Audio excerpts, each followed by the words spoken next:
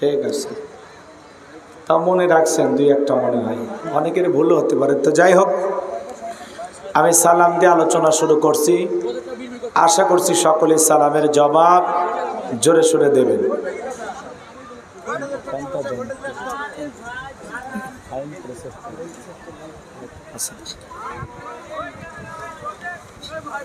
ভাই ভাই ভাই মিডিয়ার ভাইকে মিডিয়ার কাজ করতে দেন। হ্যাঁ, একটু 2-1 মিনিট হয়তো বটা বসা করবে, কষ্ট হবে না।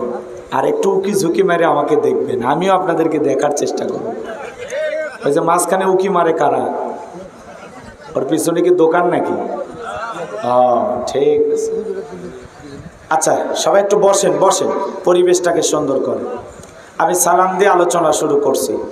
আসসালামু আলাইকুম ওয়া রাহমাতুল্লাহি ওয়া বারাকাতুহু। ইন্নাল হামদালিল্লাহিল আকরামিল্লাযী খালাকাল ইনসানা ওয়া কাররামা ওয়া 'আল্লামাহু মিনাল বায়ানি মা লাম ইয়ালাম। ফাসুবহানাল্লাযী লা ইহসা ইমতিনানুহু বিল লিসানি ওয়ালা বিল কলাম। নাশহাদু আল্লা ইলাহা ইল্লাল্লাহু ওয়াহদাহু লা শারীকা লাহু ওয়া নাশহাদু আন্না সাইয়্যিদানা ওয়া সানাদানা ওয়া হাবিবানা ওয়া মাওলানা মুহাম্মাদান আবদুহু ওয়া রাসূলুহু আল্লাযী আরসালাহু বিল হাক্কি বাশীরান ওয়া নাযীরা ওয়া দাঈয়ান ইলাল্লাহি বিইذনিহি ওয়া সিরাজান ওয়া কমারান মুনীরা। ফাকাদ ক্বালা আল্লাহু তাআলা ফি কালামিহিল মাজিদ ওয়া ফি ফুরকানিহিল হামিদ। সকলে জবান ছেড়ে মুহাব্বতে আওয়াজ দিয়ে পড়ুন, আউযু বিল্লাহি মিনাশ শাইতানির রাজিম। বিসমিল্লাহির রাহমানির রাহিম। তাবারাকাল্লাযী বিয়াদিহিল মুলকু ওয়া হুয়া আলা কুল্লি শাইইন কাদির। الذي خلق الموت والحياة ليبلوكم أيكم أحسن عملا وهو العزيز الغفور. صدقت يا رب العالمين. وعن أبي هريرة رضي الله تعالى عنه قال قال رسول الله صلى الله عليه وسلم الدنيا سجن المؤمن وجنة الكافر. رواه مسلم. وقال تعالى في شأن حبيبي إن الله وملائكته يصلون على النبي يا أيها الذين آمنوا صلوا عليه وسلموا تسليما. সকলে দরুদ ইব্রাহিম পড়ুন। আল্লাহুম্মা সাল্লি আলা মুহাম্মাদ ওয়া আলা আলি মুহাম্মাদ কামা সাল্লাইতা আলা ইব্রাহিম وعلى آل إبراهيم إنك حميد مجيد. اللهم بارك على محمد وعلى آل محمد كما باركت على إبراهيم وعلى آل إبراهيم ইন্নাকা হামিদুম মাজিদ। মুসলিম মরা ঘুমিয়ে পড়েছি, বিবেকে জ্বলছে তালা, রক্ত মদের হয়েছে শিথিল, পাপে অন্তর কালা। আসছে পথে আধার নেমে, তাই বলে কি রইবি থেমে, বাড়ে বাড়ে জ্বলবে বাতি, হয়তো বাতি জ্বলবে না, তাই বলে তো ভীরুর মতো বসে থাকলে চলবে না। মুসলিম আমি, সংগ্রামী আমি, আমি চিররণবীর, আল্লাহকে সারা কাউকে মানি না, নারাই তাকবীর। মুসলিম জাগে কারবালাতে কঠিন শপথ পড়ে, সেই মুসলিম চির উত্তম, তাই তো একত্রে শপথ নিলাম, আল্লাহ রাজ গড়ব এবার চির শান্তি সুখের নীর। আল্লাহকে সারা কাউকে করি না ভয়, নারাই তাকবীর। কইরে খালেদ কইরে ওমর, এসেছে নতুন বদর, কইরে খালেদ কইরে ওমর, এসেছে নতুন বদর, কোথারে দেখবি জয়ী তরুণ মুজাহিদ।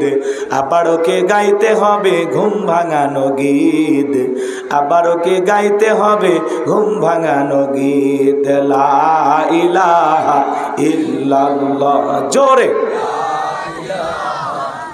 আওয়াজ কানে দাও। সাইডে মাইক নাই? মাইক আছে, কানে কানে জোরে লা ইলাহা। সুন্দর করে সাউন্ড বাজে, গলা না কানে, গলা যেন না কানে, ভালো করে আওয়াজ। জোরে লা ইলাহা ইল্লাল্লাহ, জোরে ইল্লাল্লাহ, জোরে লা ইলাহা। ফুলের বুকে থাকলে মধু ভ্রমর যেমন আসে, কোরআনের জ্ঞান থাকলে বুকে সবাই ভালোবাসে। লা ইলাহা ইল্লাল্লাহ, জোরে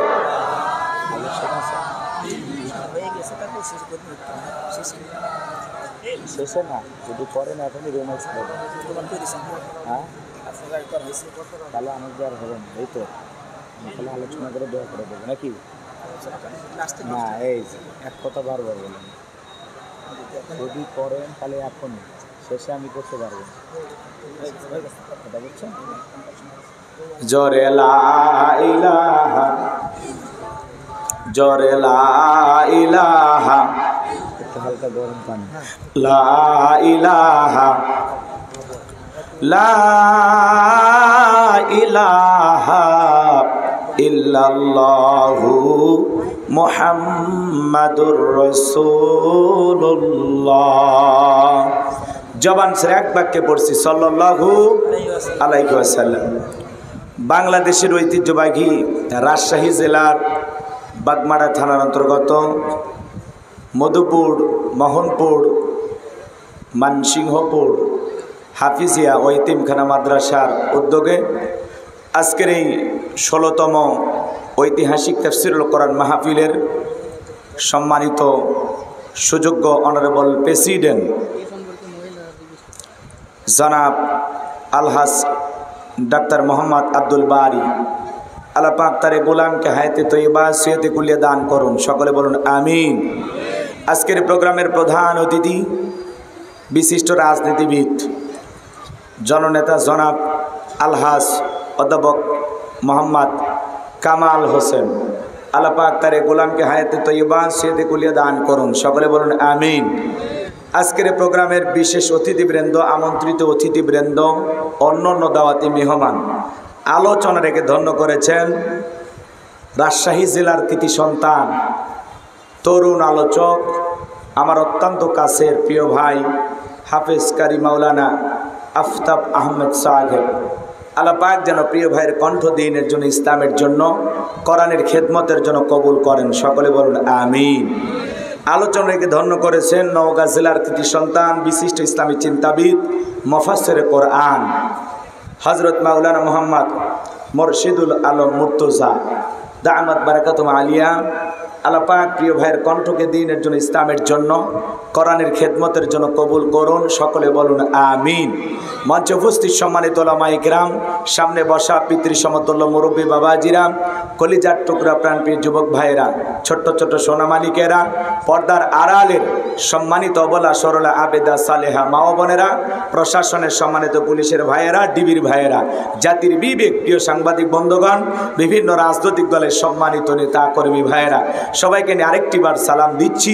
আশা করছি সকলে সালামের জবাব জোরে সোরে দেবেন। আসসালামু আলাইকুম ওয়া রাহমাতুল্লাহি ওয়া বারাকাতুহু। আমরা শুকরিয়া আদায় করতেছি সেই মহান রবের দরবারে, জেলা পাক সুবহানাহু ওয়া তাআলা অত্যন্ত দয়া করে, করুণা করে, মায়া করে, মহাব্বত করে, ভালোবেসে, পছন্দ করে, অত্র এলাকা থেকে গনে গনে গণান্বিত করে, যাচাই বাছাই করে, শুধুমাত্র কেবলমাত্র কুরআনুল কারীমের মহাব্বতে আজকের মাহফিলে আসার বসার সুযোগ দান করেছেন। সে মহান রবের দরবারে সিজদাবনত চিত্তে কালিমাতু শুকুর আদায় করে পড়ছি আলহামদুলিল্লাহ। হয় নাই কৃপণতা, অলসতা দূর করে মুসলমান হিসাবে সিংহের মতো, বাঘের মতো গর্জন দিয়ে আল্লাহর দেয়া জবান দ্বারা দুইটা ঠোঁট নাড়ায়া চিৎকার মেরে বলুন আলহামদুলিল্লাহ। করুন রব্বানা লাকাল হামদ হামদান কাসীরান তাইয়িবান মুবারাকান ফি।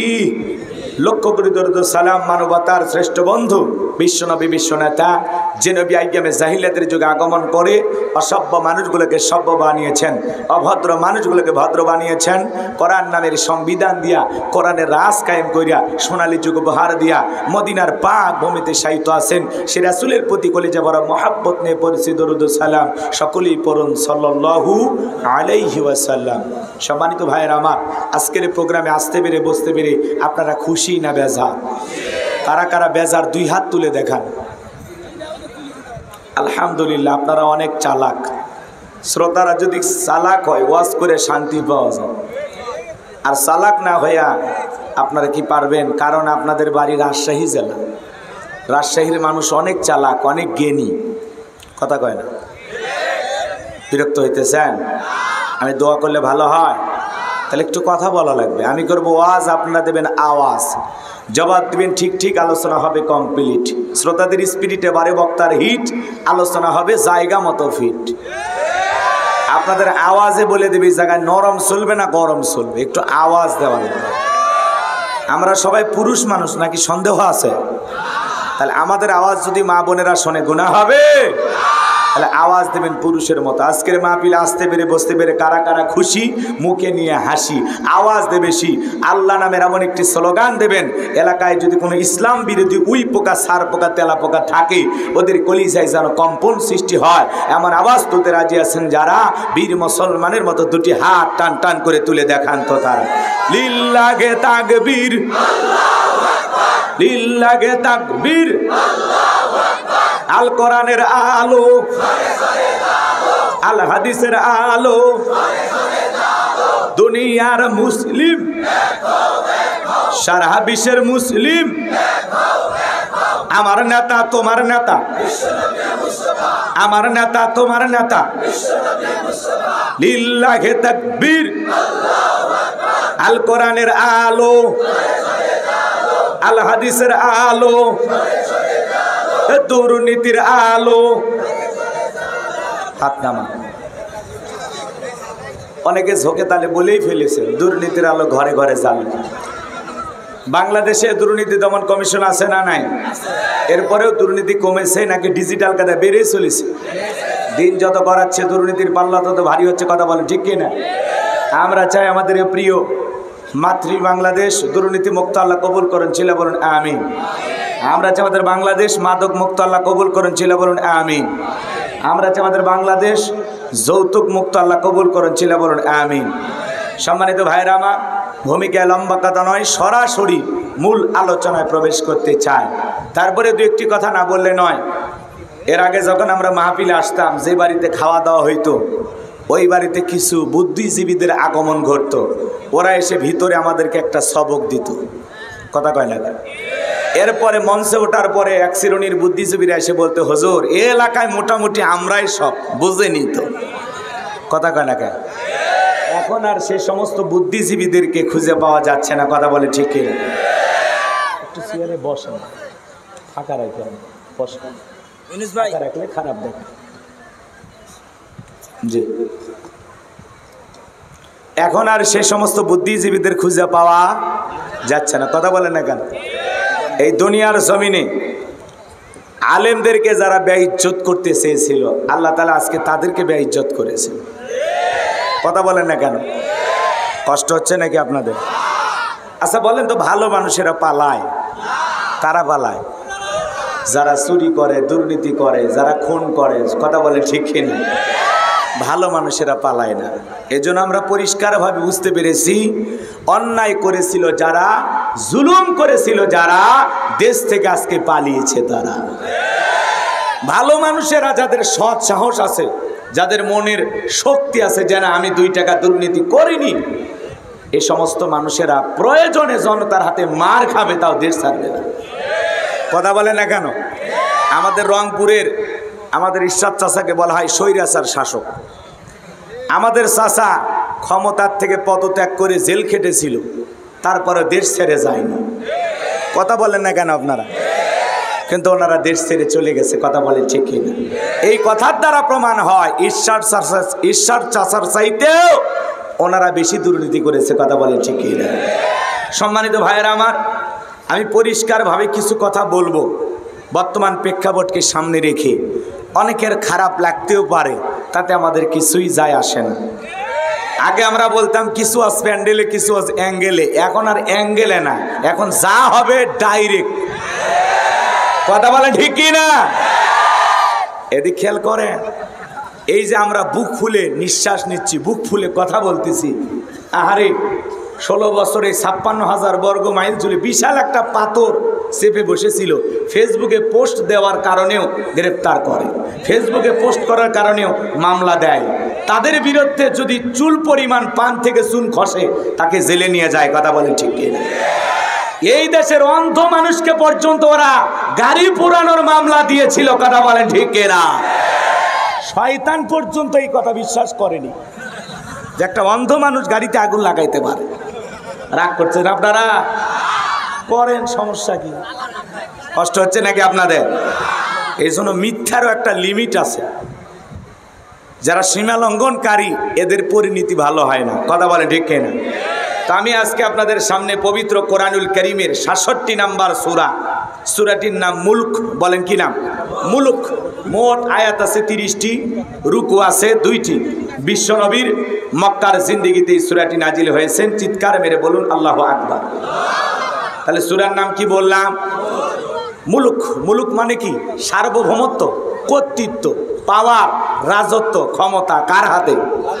জোরে বলেন। আমি 2টি আয়াতে কারিমা তিলাওয়াত করেছি। 1 নাম্বার আয়াতের আলোচনা একটু গরম, আর 2 নাম্বার আয়াতের আলোচনা নরম। গরম কইরা একটু হালকা নরম বানায়, তারপরে চলে যাবো। বেশি গরম করে ছাড়ে দিলে আবার অঘটন ঘটবে, এজন্য ঠান্ডাও করবো ইনশাআল্লাহ। রাগ করতেছেন আপনারা? আর যুবক যারা আসছো, বাবা তোমরা নিরাশ হবা না, কারণ তোমরাও যুবক, আমিও যুবক, কথা বলে ঠিক কিনা? তোমাদের মন কি চায় আমি বুঝি না, আমি তোমাদের দুঃখ ভালো করে বুঝি। তোমাদের জন্য স্পেশাল আলোচনা আমার মাথার মেমোরিতে সেভ করা আছে, সময় মতো ডাউনলোড দিয়ে শোনায় দেবো ইনশাআল্লাহ। তো সময় যেহেতু কম, আর কথা আমি না বাড়াই। আমাকে দাওয়াত দেওয়ার সময় আমি বারবার বলি, ভাই আমাকে 10টায় দেবেন, 12টায় প্রোগ্রাম শেষ। তো কমিটির ভাইয়েরা ওনারা বারবার বলেছিলেন, হুজুর 10:30টার মধ্যে দিব ইনশাআল্লাহ। তো বেশি না, 10:30টার জায়গায় প্রায় 11:30টায় বেজে গেছে, নাকি কম? আচ্ছা ঠিক আছে, হিসাব নিকাশ করলে আমি বলেছিলাম 12:30টা পর্যন্ত। সেই হিসাবে আমার হাতে সময় আছে আর 50 মিনিটের মতো। এটুকু সময় আপনারা থাকবেন তো ইনশাআল্লাহ। 12:30টার মধ্যে আমরা দোয়ার দিকে চলে যাব ইনশাআল্লাহ। তারপরে যদি আপনাদের মন মানসিকতা ভালো লাগে, আমার আপনাদের উপস্থিতি যদি আমাকে বাধ্য করে যে আর কিছু সময় বাড়ানো লাগবে, তাহলে আমি চেষ্টা করব। সেই বোনাস টাইমটা আমার কাছে রিজার্ভে আছে ইনশাআল্লাহ। রাগ করতেছেন আপনারা? তাহলে আপাতত 12:30 পর্যন্ত কারা কারা থাকবেন 2 হাত তুলে বলেন ইনশাআল্লাহ। আর একটু জোরে বলেন ইনশাআল্লাহ। আল্লাহ কবুল করুন, জোরে বলুন আমিন।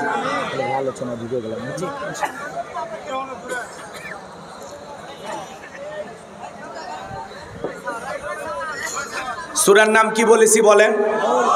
একটু মনে রাখবেন, কারণ বাগমারাতে আরো 2-4 জায়গায় যদি আল্লাহ রিজেকে মাফে আর আমি যদি আসি, সে জায়গায় যা যেন বলতে পারেন যে হুজুর আমরা মধুপুরে গেছিলাম, সে জায়গায় কি ওয়াজ করছিলেন সূরা মুলুক থেকে। মনে থাকবে তো ইনশাআল্লাহ।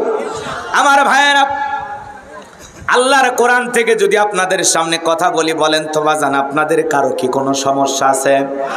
এই কোরআনের মধ্যে কোনো ভেজাল আছে? কোনো মিথ্যা আছে? কোনো ধোঁকা আছে? আল্লাহ রাব্বুল আলামিন বলেন যালিকাল কিতাবু লা রাইবা ফীহি। আমার আল্লাহ রাব্বুল আলামিন বলেন এটি এমন একটি কিতাব, যেই কিতাবের মধ্যে কোনো সন্দেহ নাই, কোনো সংশয় নাই, কোনো মিথ্যা নাই, কোনো ধোঁকা নাই। There is no doubt. বলুন আল্লাহু আকবার। হুদাল্লিল মুত্তাকিন, মুত্তাকি বান্দাদের জন্য গাইডলাইন হিসাবে, পথ প্রদর্শক হিসাবে আসমান থেকে কিতাবটি নাজিল করেছেন কে? এই কিতাব আসছে আপনাকে আমাকে পথ দেখানোর জন্য। কথা বলেন ঠিক কি না? আল্লাহ রাব্বুল আলামিন বলেন মিনাজ জুলুমাতি ইলান নূর, অন্ধকার থেকে আপনাকে আলোর পথ দেখানোর জন্য আল্লাহ পাক এই কিতাব নাজিল করেছেন। কথা বলুন ঠিক কি না? সেই কিতাবের আলোচনা শুনে লাভ না লস? লাভটা কি আমার আল্লাহ জানায় দিলেন, ওয়া ইযা কুরিয়াল কুরআনু ফাসতামিউ লাহু ওয়া আনসিতু লাআল্লাকুম তুরহামুন। সূরা আরাফ আয়াত নাম্বার 204। আমার আল্লাহ রাব্বুল আলামিন জানিয়ে দিলেন তোমাদের সামনে যখন কোরআন পাঠ করা হয়, কোরআনের আলোচনা করা হয়, চুপ করে কান লাগিয়ে মনোযোগ সহকারে কোরআনের কথাগুলো শ্রবণ করো। যারা চুপচাপ কোরআনুল কারীমের কথাগুলো শ্রবণ করবে, আমার আল্লাহ রাব্বুল আলামিন আসমান থেকে তাদের উপরে আল্লাহর রহমত বৃষ্টির মতো নাজিল করবেন। বলুন সুবহানাল্লাহ। কোরআনের কথাগুলো শুনলে লাভ না ক্ষতি? আল্লাহ তাআলা বলেন ওয়াযাক্কির ফাইন্নায যিকরা তানফাউল মুমিনিন। সূরা জারিয়ার 55 নম্বর আয়াত আল্লাহ রাব্বুল আলামিন জানিয়ে দিলেন যারা আমার মুমিন বান্দা, তাদের সামনে যখন কোরআন দেওয়াজ করা হবে, কোরআন থেকে উপদেশ দেওয়া হবে, এই কথাগুলো শোনার পরে আমার মুমিন বান্দাদের উপকারে আসবে। কোরআনের কথা বললে, কোরআন থেকে বয়ান করলে, কোরআন থেকে আলোচনা পেশ করলে, সেই কথাগুলো শুনে মুমিনদের উপকারে আসবে। কথা বলে ঠিক কি না? আজকের মাহফিলে শুধুমাত্র আলোচনা শুনবেন নাকি বাড়ি পর্যন্ত নিয়ে যাবেন? বাড়ি পর্যন্ত নিয়ে যাওয়ার দরকার আছে না নাই? আজকে অধিকাংশ মুসলমান আলোচনা শোনে কিন্তু প্যান্ডেলে রেখে বাড়িতে যায়। এই জন্য আমরা শুনি ঠিকই, কিন্তু আসলে আমাদের ভিতরে সেইভাবে পরিবর্তন দেখা যায় না। কথা বলে ঠিক কি? এই জন্য আমরা শুধুমাত্র কি না, আমি আওয়াজ করবো তো মঞ্চে কথা বলা যাবে না। যা করবেন ইশারায় বাবা কথা বলবেন, ঠিক আছে? একটু 1-1.5 ঘন্টা চুপ থাকেন, পরে কথা বলেন। এদিকে খেয়াল করেন। তাহলে কোরআনের কথা শুনে প্যান্ডেলে রাখবেন না বাড়ি পর্যন্ত নিয়ে যাবেন? জোরে বলেন, বাড়ি পর্যন্ত নিয়ে যাবেন তো ইনশাআল্লাহ? আগেকার মা বোনেরা ভাত রান্না করার সময় একটা চোঙ্গা ছিল, আপনারা চেনেন? এই চোঙ্গাতে ফু দিলে, এই মুখে ফু দিলে ওই মুখ দিয়ে বাতাস বের হয়ে যেত। তো এক শ্রেণীর শ্রোতা আছে এই কান দিয়ে ঢুকায় এই কান দিয়ে বের করে, মাঝখানে কোনো বর্ডার দেয় না যে একটু আটকায় রেখে কিছু কথা বাড়িতে নিয়ে যায়। কথা বলেন না কেন? ওই যে এক দাদা নাদির কথা শোনেন নাই? নদী পার হয়ে আবার শুনতে আসছে, একেবারে আসার সময় কি করছিল জানেন? একেবারে লুঙ্গি খুলে নদী পার হয়ে আসছে। পরে আলোচনা করতে এসে বক্তা বলছে বাবা ফরজ তরফ করা কবিরা গুনাহ। এইবার শুনে দাদা সে আগের মতো লুঙ্গি খুলে নদী পার হচ্ছে, আর নাতি লুঙ্গিতে হাত দেওয়ার আগে চিন্তা করতেছে হুজুর বললো ফরজ তরফ করা কবিরা গুনাহ, থাক আমি আজ থেকে আর গুনাহ করবো না, লুঙ্গি ভিজে হলেও নদী পার হবো। এবার লুঙ্গি ভিজে নদী পার হইয়া শীতের দিন কাঁপতেছে। এবার দাদা বলতেছে কিরে নাতি কাঁপিস কেন? আমি কি তোমার মতো যে খুলে পার হয়েছি? আমার তো ভিজে। কি হয়েছে? আমার লুঙ্গি ভিজে গেছে। কয় হাই হাই কি করলি? সারা জীবন আমি ওয়াজ নদীর ওই পারে নিয়ে রেখে আসলাম, আর আজকে তুই ওয়াজটা নদী পার করলি। তার মানে আমলের চিন্তা ভাবনা আমাদের ভিতরে নাই। কথা বলে ঠিক না? আমল যে করা লাগবে সেই কথা আল্লাহ তাআলা বলতেছেন। আল্লাযীনা ইসতামিউনাল কাওলা ফায়াত্তাবিউনা আহসানাহু উলাইকাল্লাযীনা হাদাহুমুল্লাহ